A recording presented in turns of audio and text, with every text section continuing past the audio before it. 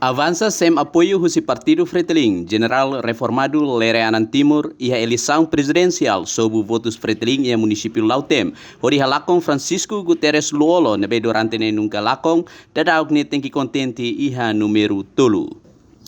Iha Lautem Lereanan Timur sai vencedor foi em retam votos a mutuk 11.281 oho nia porcentagem 31,62%. Iha número da rua José Ramos Horta ho votos 8.654.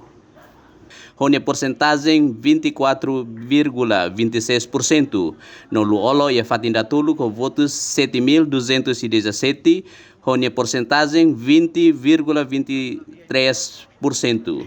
Reportagem jornalista VIP TV e Centro Votação Sika Sucubaduru, posto administrativo Lautem, município Lautem, hamutuk iha eleitores 302 macafone votos na situação lau normal.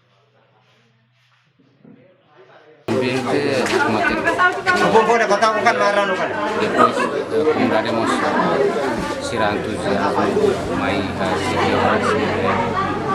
clear calendário CNE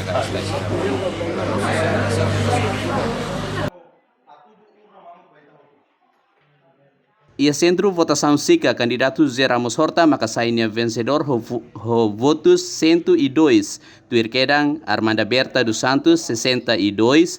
Mariano Asanami Sabinu, ho votos 47. Luolo, 37. Lereanan Timur, 28. Isabel Ferreira, Ning Hermes Barros no Rogério Lobato, hetang votos ida. No candidato Seluk, la hetang votos. Total eleitor husi município Lautem hamutuk iha 48.012. Husi número ne 36.626 det macfonia direito votos.